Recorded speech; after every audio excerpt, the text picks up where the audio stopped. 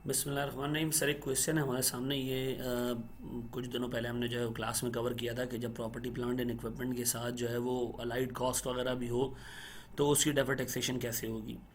ठीक है जी।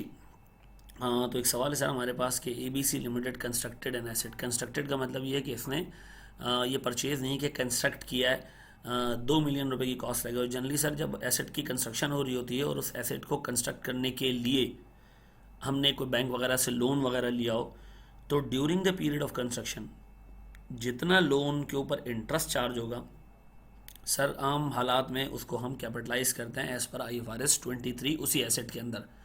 यानी अगर मैं एसेट बनाते हुए खर्चा कर रहा हूँ 2 मिलियन का और जैसे सवाल में दिया हुआ है कि company was also capitalised an interest cost of 1,25,000 on account of interest paid in construction period, तो सर ये 1,25,000 रुपये का जो इंटरेस्ट कंपनी ने पे किया है कंस्ट्रक्शन पीरियड में पे किया होगा, तो कंपनी इसको भी एसेट में कैपिटलाइज कर रही है। अब देखिए इससे फ़र्क क्या पड़ेगा कि ये अमाउंट एक्सपेंस होगा, एक्सपेंस आउट होगा इंटरेस्ट के नाम की जगह डेप्रिसिएशन के नाम पे।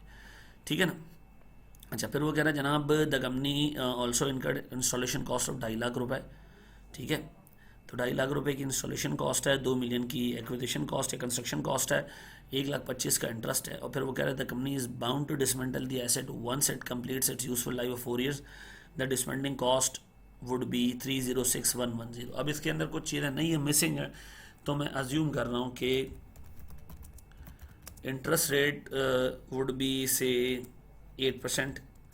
ठीक है जी। और हम अज्यूम कर लेते हैं कि life as per tax authorities same 4 years. ठीक है जी। अब वहीं सर अगर मैं देखूं तो मेरे पास एसेट जो है वो कैपिटलाइज होगा एक सर्टन वैल्यू के ऊपर। वो वैल्यू मैं कैलकुलेट कर देता हूं सर। मेरे पास एक तो कंस्ट्रक्शन कॉस्ट होगी, वो होगी सर कोई 2 मिलियन की। ठीक है जी।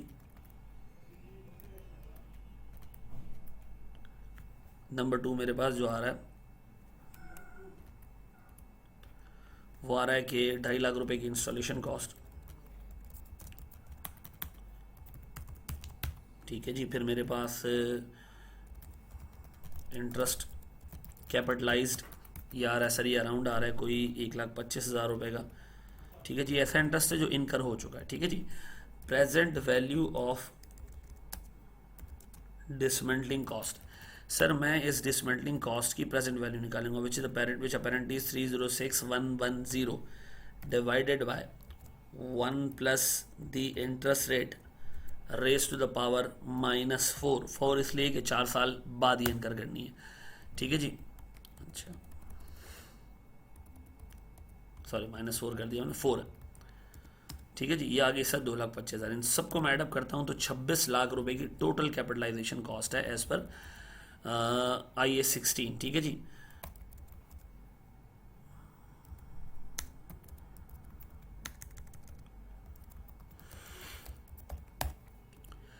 अब देखिए टैक्स वाला ऐसे नहीं सोचता। टैक्स वाला सोचता ये है कि जो इंस्टॉलेशन कॉस्ट है वो डे 1 पे इनकर हो रही है तो वो डे 1 पे ये एक्सपेंस अलाउ कर देगा। ठीक है जी। यानी अगर मैं टैक्स के हिसाब से देखूँ तो ये एक्सपेंस डे 1 पे अलाउड हो जाएगा। ठीक है। ये वाला एक्सपेंस भी डे 1 पे अलाउड हो जाएगा। ये अलाउड होगा आफ्टर यूजफुल लाइफ, जब आप इसको पे करोगे तो ये तब अलाउड होगा। ठीक है जी। ये ओवर 4 ईयर्स अलाउ हो जाएगा। ठीक है जी। तो सर अगर मैं काम करूं, मैं PNL अप्रोच से ये देखूं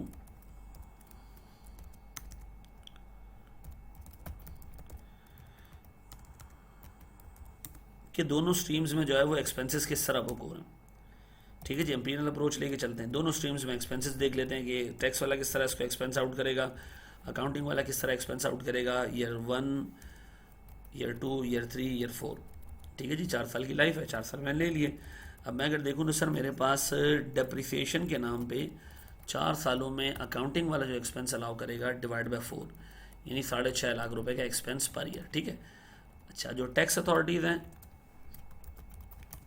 वो इस तरह अलाउ नहीं करेंगे। वो सबसे पहले तो इंस्टॉलेशन कॉस्ट को अलाउ कर देंगे, अब भी यानी ईयर 0 पे राइट नाउ अभी के अभी अलाउ कर देंगे, अभी राइट देर, ठीक है जी। और इसका कोई कंपोनेंट अगले 4 सालों में नहीं फैलेगा, ठीक है। फिर मेरे पास सर इंटरेस्ट कॉस्ट है, ये भी चूंकि हमने अभी पे किया तो एफबीआर इसको अभी के अभी अलाउ कर देगा, ठीक है। इंस्टॉलेशन कॉस्ट 2.5 लाख रुपए इनफैक्ट, ठीक है जी। तो इसका भी कोई कंपोनेंट आगे जाके अलाउड नहीं होगा। तो सर अब अगर मैं एक स्टेप और आगे जाऊं तो सर मुझे एफबीआर जो है वो डेप्रिसिएशन अलाउ करेगा सिर्फ 2 मिलियन की कॉस्ट के ऊपर, और वो डेप्शन अलाउ होना शुरू होगी ईयर 1 से, यानी 2 मिलियन डिवाइडेड बाय 4, 5 लाख रुपए का पर एनम एक्सपेंडिचर अलाउ होगा डेप्रिसिएशन के नाम पे, ठीक है जी। अच्छा सर फिर मुझे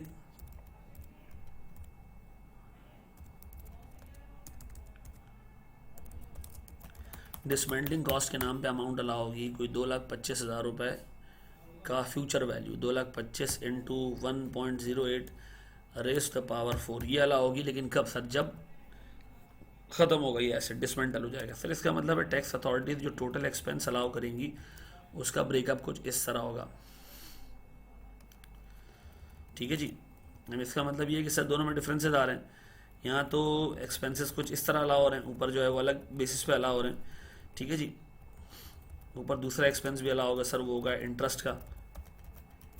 और इंटरेस्ट किस चीज़ पे होगा सर? इंटरेस्ट होगा जो डिसमेंटिंग लायबिलिटी है, मैं उसका शेड्यूल यहाँ बना लेता हूँ।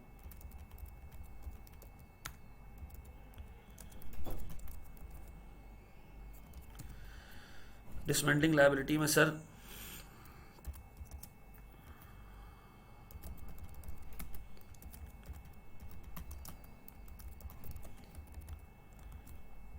देखो डिसमेंटिंग लायबिलिटी ईयर 1, ईयर 2, ईयर 3 और ईयर 4, ठीक है। ओपनिंग स्टार्ट होगी डिसमेंटिंग लायबिलिटी, क्योंकि इसकी प्रेजेंट वैल्यू निकाली है 2,25,000 पे, तो इस पे इंटरेस्ट बुक होगा 8% के हिसाब से, ठीक है। और फिर ये इंटरेस्ट इसके अंदर ऐड हो जाया करेगा साल के एंड में, तो ये लायबिलिटी बढ़ के 2,43 होगी, ठीक है। अब अगले साल जो है इस पर इंटरेस्ट लगेगा, फिर लायबिलिटी इतनी हो गई, ये ओपनिंग हो जाएगा, अगले साल इंटरेस्ट इसके ऊपर लगेगा 8% का, तो सर ये बढ़ के इतनी हो जाएगी।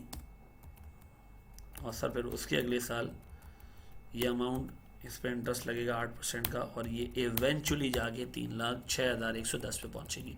तो सर अगर मैं दोनों सालों का तो चारों सालों का इंटरेस्ट ऐड कर दूँ, सर ईयर 1 से इंटरेस्ट स्टार्ट होगा 18,000, ईयर 2 में 19,400, ईयर 3 में 20,995 और फिर 22,675। तो सर अगर मैं इनको भी ऐडअप करूँ तो मेरे पास जो टैक्स अकाउंटिंग के हिसाब से एक्सपेंसेस आ रहे हैं वो इतने आ रहे हैं। अब इसका मतलब ये है कि सर मेरे पास ये अकाउंटिंग एक्सपेंसेस हैं, इनको मैं कर देता हूँ कोई येलो कलर में, ठीक है, ताकि मुझे याद रहे सर। और ये मेरे पास टैक्स के एक्सपेंसेस हैं जो फैले हुए, सर मैं इनको कर देता हूँ जनाब से ग्रीन कलर के अंदर, ठीक है जी। अब अगर मैं देखूँ सर डिफरेंस, तो सर मेरे पास ईयर 0 पे सिर्फ टैक्स एक्सपेंस आ रहा है, और टैक्स एक्सपेंस अगर अकाउंटिंग एक्सपेंसेस ज़्यादा है तो टैक्स का प्रॉफिट अकाउंटिंग प्रॉफिट से कम है। तो सर जब भी टैक्स का प्रॉफिट जो है वो अकाउंटिंग प्रॉफिट से कम होता है, यानी अकाउंटिंग प्रॉफिट ज़्यादा होता है, तो डिफरेंस टैक्सेबल होता है, ये टैक्सेबल डिफरेंस है सर, ठीक है जी। अगले साल सर अकाउंटिंग एक्सपेंस आ रहा है ठीक ठाक, टैक्स एक्सपेंस कम है, तो सर अगले साल जो डिफरेंस ओरिजिनेट हो रहा है फर्दर, क्योंकि दोनों पीएल कंपेयर हो रहे हैं, तो सर 1,68,000 रुपये का डिफरेंस ओरिजिनेट हो रहा है, ठीक है जी। यानी डिडक्टेबल डिफरेंस है ये, फिर एक डिडक्टेबल डिफरेंस है सर, फिर एक डिडक्टेबल डिफरेंस है, और सर फिर एंड पे आके कोई एक टैक्सेबल डिफरेंस आ रहा है 133,000 का। मैं सारे डिफरेंसेस ऐडअप करूँ ना तो जीरो हो रही हैं, इसका मतलब है सारे डिफरेंसेस टेम्परेरी हैं, ठीक है जी। तो सर मैं सबसे पहले डेफर टैक्स एक्सपेंस या डेफर टैक्स इनकम अगर मैं देख लूँ, सर मेरे पास ईयर 0 पे right now immediately defer tax expense book होगा, अज्यूमिंग के 40% का इंटरेस्ट रेट टैक्स रेट है। तो सर मैं अगर बुक करूं तो मेरे पास 3,75,000 रुपये के ऊपर एक्सपेंस बुक होता है, कोई 0.4 के हिसाब से 1.5 लाख का, ये फॉर द ईयर एक्सपेंस है, ठीक है जी। और सर अगर मैं रनिंग बैलेंस निकालता चलूँ तो डेफर टैक्स लायबिलिटी डे 1 पे बुक हो जाएगी 1.5 लाख रुपये की, ठीक है। सर फिर ये दूसरे साल का डिफरेंस ओरिजिनेट हो रहा है 1,68,000 रुपये का, इसको अगर मैं मल्टीप्लाई करूँ सर 40% के टैक्स रेट से, तो ये मेरे पास डेफर टैक्स इनकम आ रही है। सर मेरे पास ऑलरेडी लायबिलिटी मौजूद है, जब ये इनकम आएगी तो मेरी लायबिलिटी रिड्यूस हो जाएगी, 82,000 पे आ जाएगी, सर फिर मेरे पास फर्दर इनकम आ रही है, क्योंकि फर्दर डिफरेंस डिडक्टेबल डिफरेंस है 169,440 का।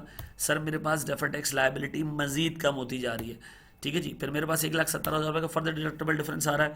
सर अगर इस पर मैं 40% के हिसाब से टैक्स बुक करूं तो सर मेरे पास ये liability for the first time convert हो जाएगी किसमें, एसेट में। जब मैंने तीसरा साल एंड किया तो मेरे पास डेफर टैक्स एसेट आ रहा है 53,374 रुपये का, ठीक है जी। मेरे पास सर फिर आखिरी साल एक टैक्सेबल डिफरेंस आ रहा है, जब मैं उस पर रेट लगाता हूँ 40% का, तो मैं देखता हूँ सर मेरे पास डेफर टैक्स एक्सपेंस आ रहा है और वो मेरे पूरे एसेट को ज़ीरो कर, ठीक है जी। इसका मतलब इफेक्टिवली मेरे पास defer tax asset year on year basis के ऊपर इस तरह बुक हुआ कि पहले साल लायबिलिटी, दूसरे साल डेफर टैक्स इनकम आने की वजह से वो लायबिलिटी रिड्यूस हुई, तीसरे साल फिर डेफर टैक्स इनकम आई, लायबिलिटी फर्दर रिड्यूस हुई, चौथे साल फिर डेफर टैक्स इनकम आई, लायबिलिटी इतनी रिड्यूस हुई कि वो एसेट में कन्वर्ट हो गई, और चौथे साल के एंड पे सर एक डेफर टैक्स एक्सपेंस 53,000 का ओरिजिनेट हुआ, क्योंकि मेरा टैक्स एक्सपेंस ज़्यादा था तो टैक्सेबल प्रॉफिट कम और एक टैक्सेबल डिफरेंस था, तो उसकी वजह से ये ज़ीरो हो गया, ठीक है जी। अगर मैं इसको बैलेंस शीट अप्रोच से देखूं तो बैलेंस शीट अप्रोच से सर बड़ा आसान है। सर बैलेंस शीट के ऊपर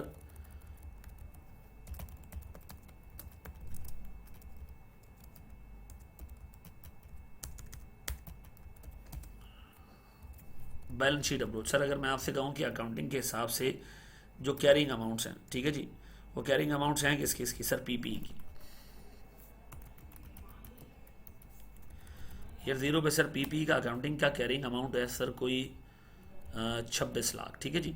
और ये बिल तरतीब रिड्यूस होता जा रहा है सर 6.5 लाख के डेप्रीसिएशन की वजह से, ठीक है जी। 6.5 लाख के डेप्रीसिएशन की वजह से, 6.5 लाख के डेप्रीसिएशन की वजह से, और फिर इवेंचुअली ये एंड में क्या हो जाएगा, 6.5 लाख का फर्दर डेप्शन बुक करेंगे तो ये ज़ीरो हो जाएगा।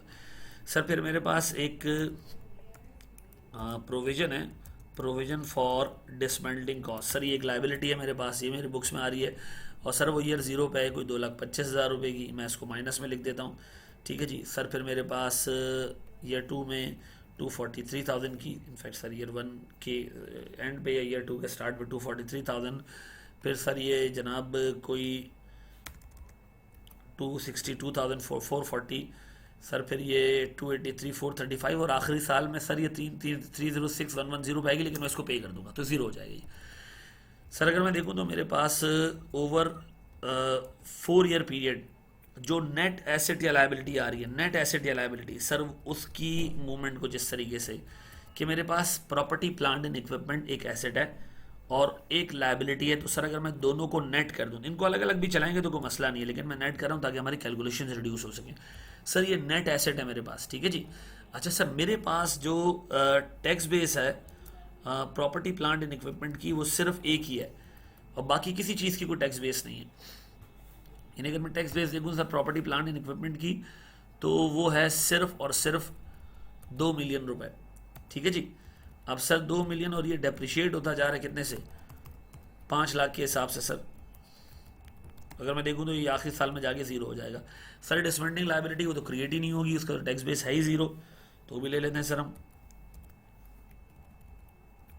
Provision for dismantling liability tax base of, ठीक है जी, 0,0,0,0,0, ठीक है, क्योंकि वो पेमेंट की बेसिस के ऊपर है।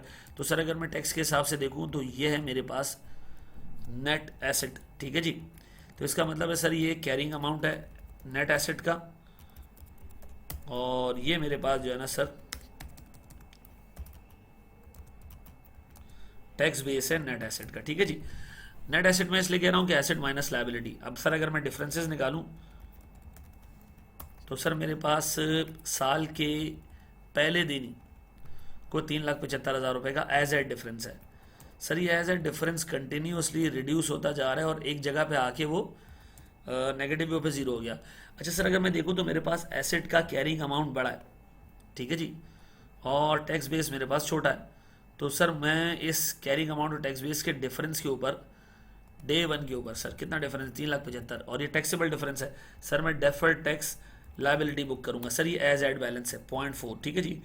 फिर सर मेरे पास ये डिफरेंस रिड्यूस हो गया क्योंकि एज एड है, ये 2,07,000 हो गया। सर अगर मैं इस पर देखूँ तो डेफर्ड टैक्स लायबिलिटी रिड्यूस हुई है।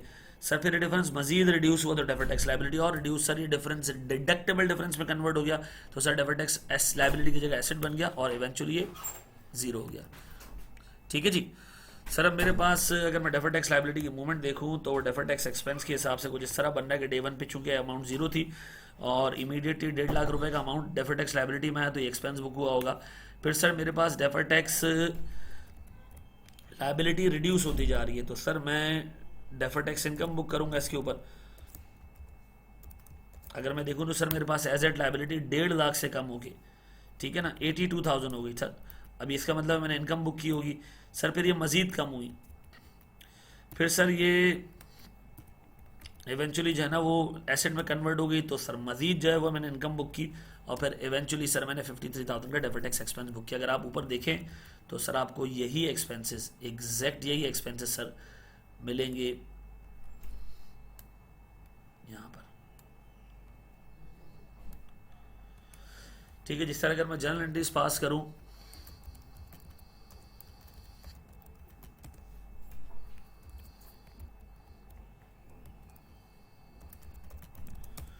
ठीक है, तो जर्नल एंट्रीज में सर मैं डेट डाल देता हूँ, अकाउंट, अमाउंट, अकाउंट और अमाउंट, ठीक है जी। ये मैं सिर्फ डेफर टैक्स की एंट्रीज पास नहीं कर रहा, मैं सारी एंट्रीज पास कर रहा हूँ, ठीक है जी। या मैं काम करता हूँ सिर्फ डेफर टैक्स की एंट्रीज पास कर देता हूँ, बाकी आप तो खुद ही देख लोगे। अच्छा, ईयर जीरो पे सर मैंने क्या किया होगा, डेफर टैक्स एक्सपेंस डेबिट कितने से सर, 1.5 लाख रुपए से, और डेफर टैक्स लाइबिलिटी क्रेडिट कितने से सर, 1.5 लाख रुपए से। फिर सर मेरे पास ईयर वन के एंड पे मैंने डेफर टैक्स लाइबिलिटी रिवर्स की कितने से सर, 67,200 से, तो सर मेरे पास डेफर टैक्स लाइबिलिटी का बैलेंस कितना रह गया, 82,800, ठीक है जी। और मैंने डेफर टैक्स इनकम बुक की क्योंकि डिडक्टेबल डिफरेंस आ रहा था सर। ईयर टू मैंने further defer tax liability reverse की सर 767 से, और सर मेरी डेफर टैक्स इनकम मजीद बुक हुई कितने की सर। इन सारे सालों में आप एक चीज़ नोट करेंगे, डिडक्टेबल डिफरेंस, टैक्सेबल डिफरेंस जो है वो डिडक्टेबल डिफरेंस ओरिजिनेट हो रहा था, और एज ए टैक्सेबल डिफरेंस जो 1.5 लाख से शुरू हुआ था, सॉरी 375 से शुरू हुआ था, ये कम होता जा रहा था, और तीसरे साल के एंड पे तो वो सर एसेट में जाके कन्वर्ट हो गया। अगर मैं तीसरा साल देखूं तो sir defer tax liability debit, लेकिन डेफर टैक्स लाइबिलिटी में सर 1.5 लाख का बैलेंस था, ये निकला तो टोटल बैलेंस बचा ही इतना था 15,000। फिर मैंने सर डेफर टैक्स एसेट भी साथ में डेबिट किया, कितने से जनाब, डेफर टैक्स एसेट मैंने डेबिट किया 53,374 से, और सर मैंने डेफर टैक्स इनकम क्रिएट की दिस प्लस दिस से। सर अगर मैं ये ईयर ऑन ईयर बेसिस के ऊपर देखूँ सर, ये ईयर ज़ीरो की एंट्री है, ये ईयर वन की एंट्री है, ये ईयर टू की एंट्री है, और ये ईयर थ्री की एंट्री है। लेकिन सर ईयर थ्री